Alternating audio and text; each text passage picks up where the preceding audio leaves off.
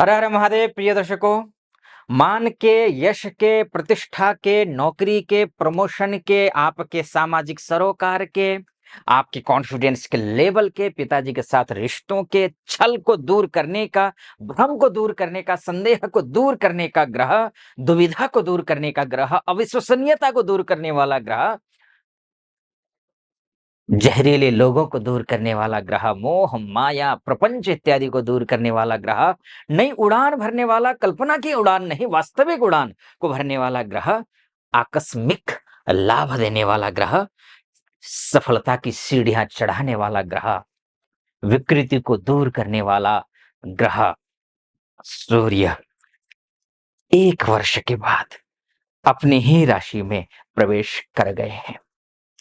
13 अगस्त से लेकर के, माफ कीजिए, 17 अगस्त से लेकर के 17 सितंबर, यानी कि पूरे 1 महीने तक ये 1 वर्ष के बाद आए हैं। 1 महीने रहेंगे और इन 1 महीनों में मैं भरोसे से कह रहा हूं, आपका जीवन में बहुत कुछ, बल्कि मैं यहां तक कहूं कि आमूल चूक परिवर्तन लेकर के आएंगे। इसी विषय पर डिटेल में चर्चा करेंगे। बात होगी मकर राशि की, और मकर राशि वालों के लिए लेकिन सूर्य अष्टमेश हैं। अष्टमेश होकर के अस्तमस्त हो जाएंगे, तो कतिपय चीजों में ध्यान रखना पड़ेगा।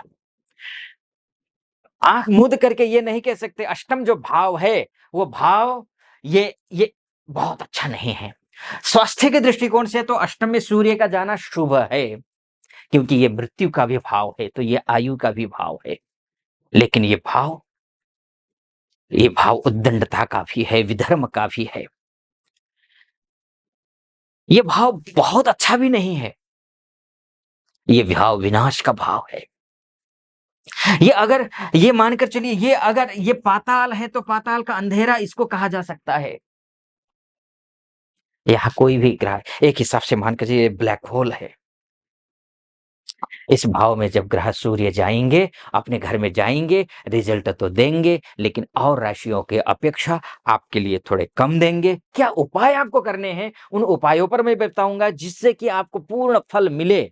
वो उपाय भी मैं आपको बताऊंगा, लेकिन ये समझ लीजिए क्या क्या आपको देंगे। प्रमोशन इत्यादि के लिए सूर्य से बेहतर कोई ग्रह नहीं होता है, लेकिन सूर्य की उपासना करनी पड़ेगी। पहले उपाय ही बता देता हूं, क्योंकि इसके बिना बात अधूरी रह जाएगी।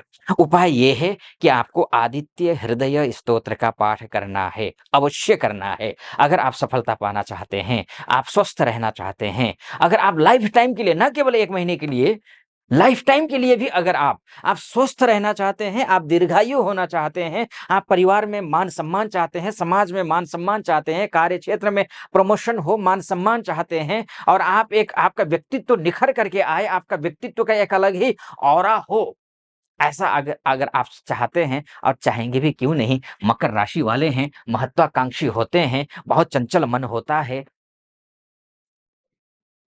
चाहते जरूर हैं, लेकिन प्राप्त होगा या नहीं होगा, सवाल ये है। आपका अष्टमेश है सूर्य, अगर ये खराब है तो इन सब चीजों से आप जो है दूर हैं, यानी कि आप अच्छा व्यक्तित्व के धनी नहीं हैं, आपका फेस वैल्यू नहीं है, आपकी बातों में विश्वसनीयता नहीं है।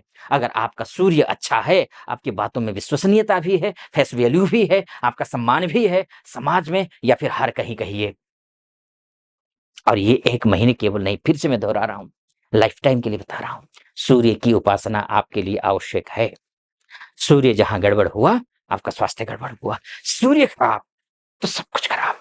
लेकिन 1 महीने आपके लिए अच्छे हैं, ये मानकर चलिए। हाँ, 100% ना सही, लेकिन 60-70% आपको फल मिलेगा। अगर आपने ये जो आदित्य हृदय स्तोत्र का पाठ किया, तो आपको 90% फल मिलेगा। सूर्य को अर्घ्य देना शुरू कर दिया, 95% फल मिलेगा। अगर आपने आचार विचार व्यवहार अच्छा रखा और लाइफ को डिसिप्लिन बना के रखा आपने, और तो 100% आपको रिजल्ट मिलेगा।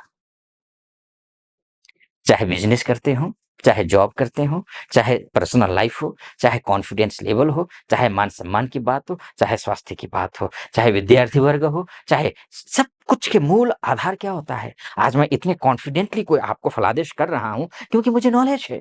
जहाँ आपको नॉलेज है ना, वहाँ आप कॉन्फिडेंट हो ही जाते हो। इसलिए मेरा निवेदन ये रहेगा, आपका सूर्य कमज़ोर है, नॉलेज को गेन कीजिए। ज्ञान अर्जित जितना ज़्यादा करेंगे, आप उतना ज़्यादा कॉन्फिडेंट होंगे। जितना आप कॉन्फिडेंट होंगे, सूर्य उतना मजबूत होगा। जितना सूर्य मजबूत होगा, आप उतने ही व्यक्तित्व का निखार आएगा। आपका भरोसा लोगों का जीत पाएँगे, आप पर लोग भरोसा करेंगे। ये भरोसे का समय है। ये 1 महीना भरोसे के लिए है।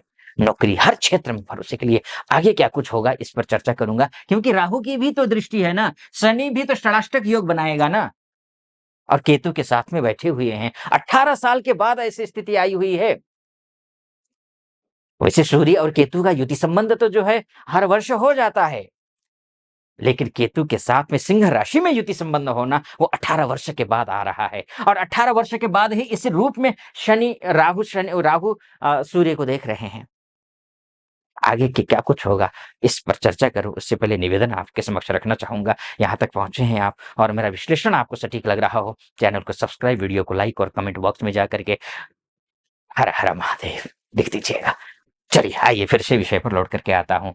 देखिए, राहु की दृष्टि है, सेकंड हाउस में राहु की दृष्टि है। सूर्य की दृष्टि राहु पर, राहु की दृष्टि सूर्य पर। राहु अर्थात माया है, प्रपंच है, छल है, मरीचिका है, भ्रम है, संदेह है, दुविधा है, अविश्वास है, विष है, सर्प है, परछाई है, धुंधला है, उद्दंड है, ठीठ है, अभद्र है।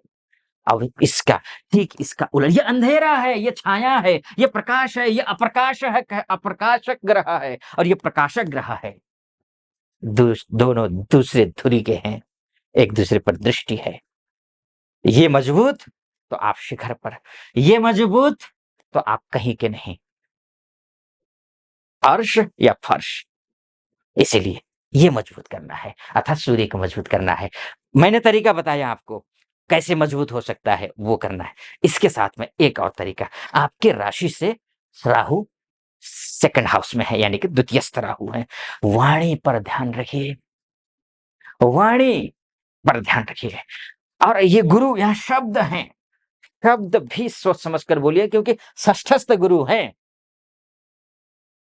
शब्द, वाणी, शैली पर नियंत्रण रखिए, 100% सफलता मिलेगी आपको। बाकी डिटेल में अगर, अच्छा हाँ, एक बात और, सूर्य और शनि के बीच में षडाष्टक योग है। षडाष्टक योग से क्या प्रभाव पड़ेगा? धन को, स्वास्थ्य को ध्यान रखना है। वैसे सूर्य की उपासना करेंगे, ये योग एक्टिवेट नहीं होगा। बस दीन दुखियों की अनदेखी मत कीजिए, ये आपको ध्यान रखना है। बाकी आपकी कुंडली सब कुछ है। देखिए, ये मार्गदर्शन के लिए है कि इस महीने ये मार्ग है, कुंडली आपकी लेकर के चलेगी या नहीं चलेगी। अगर जानना चाहते हैं आपकी अपनी कुंडली कैसी है, तो इस पर विषय पर नीचे नंबर है, उस नंबर पे कॉल कीजिए। आप महिला हो या पुरुष हो, देश से देख रहे हो या विदेश से देख रहे हो, कॉल या फिर व्हाट्सएप आप करिए, मेरी टीम से बात कीजिए, अपॉइंटमेंट ले लीजिए। मैं स्वयं आपकी कुंडली का विश्लेषण करूंगा। सटीक लगा हो, सब्सक्राइब, लाइक और कमेंट जरूर कर दीजिएगा। फिलहाल अनुमति दीजिए। ओम नमः शिवाय।